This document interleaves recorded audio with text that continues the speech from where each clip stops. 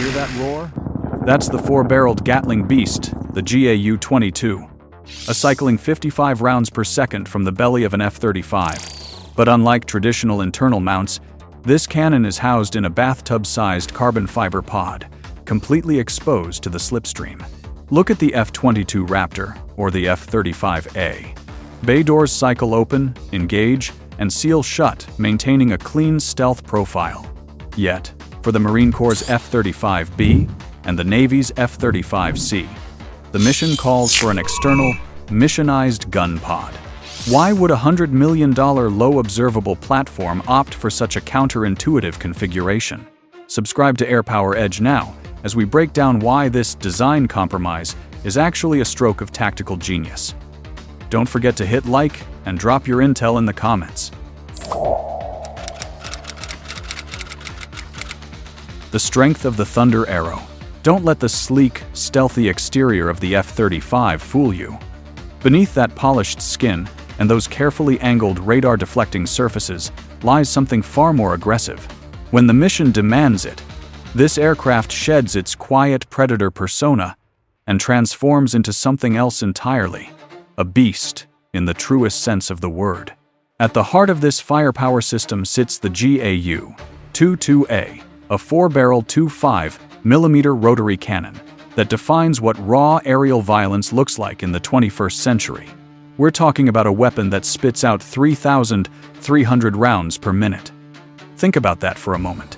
In the time it takes you to blink, this cannon can put dozens of high-explosive incendiary rounds onto a target. Armored vehicles, hardened bunkers, fortified positions, none of them stand a chance. A 2-second burst is enough to turn even the most stubborn battlefield obstacle into smoking scrap metal. But the cannon is only the opening act. When the skies are clear of enemy fighters and stealth is no longer the priority, the F-35 sheds its low observable mask and enters what pilots call beast mode. This is where things get serious. The aircraft unlocks 6 external hardpoints under its wings, and suddenly that quiet, invisible ghost becomes a flying arsenal. We're talking thousands of pounds of precision-guided bombs, heavy air-to-surface missiles, anti-ship weapons, and long-range standoff munitions. The trade-off is deliberate and calculated.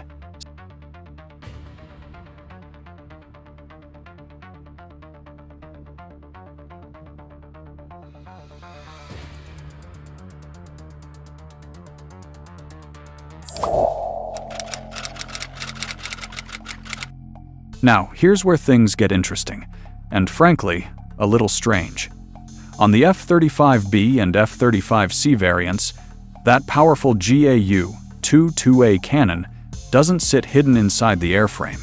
Instead, it rides outside the fuselage, tucked into a sleek carbon fiber pod bolted to the centerline of the aircraft. Why? Why would Lockheed Martin take a stealth fighter, an aircraft whose entire identity depends on minimizing its radar signature, and deliberately hang a weapon pod on the outside?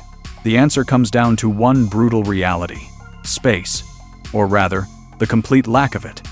The internal architecture of these two variants is packed so tightly that there is literally nowhere to put a gun.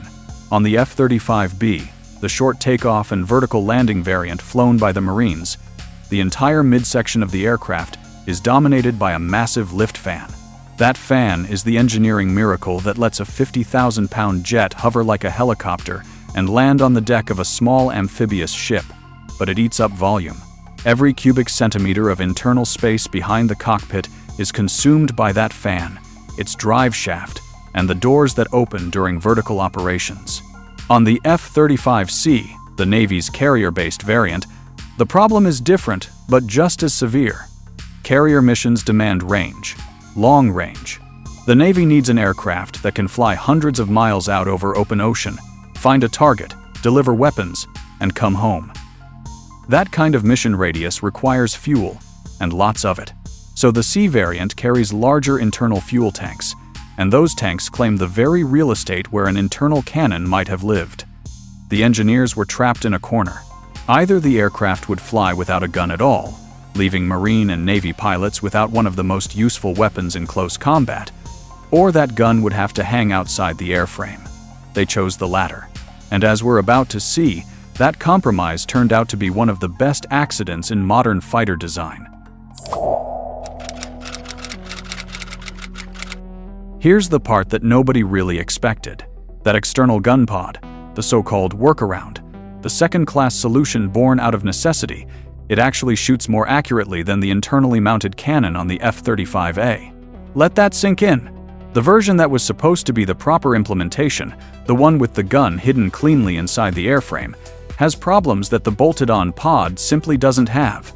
On the F-35A, when the GAU-22A fires, it generates a brutal recoil force of around 3,700 pounds. That force has to go somewhere. The external pod on the B and C, by contrast, mounts directly to the aircraft's main structural keel, the heaviest, strongest load-bearing spine of the entire airframe. When the gun fires, the recoil goes straight into the bones of the aircraft, not into the delicate composite panels designed to keep the jet invisible to radar. The result is a firing platform that's rock-solid stable, holds its alignment shot after shot, and delivers genuinely exceptional accuracy. It also leaves the precious radar-absorbent coatings around the fuselage completely untouched. No internal vibrations, no flexing skin, no structural fatigue from cannon fire. It's almost as if removing the gun from inside the aircraft was the right answer all along, and the engineers just had to be forced into it. The Lightning Carrier. To really understand why this matters, picture this. A small amphibious assault ship like the USS Tripoli is operating somewhere in the Western Pacific. It's not a supercarrier. It has no long catapult, no arresting wires for full-sized fighters, no fleet of refueling tankers circling overhead. What it does have is a flight deck packed with F-35’s, each one equipped with that external gun pod. The Marines call this concept the Lightning Carrier, and it changes the math of expeditionary warfare in a fundamental way. Now imagine the scenario unfolding below. Marines are pinned down on a contested island. Enemy forces are dug in among buildings and terrain, too close to friendly troops for heavy bombs to be safe. The weather is terrible, low clouds, heavy rain, visibility.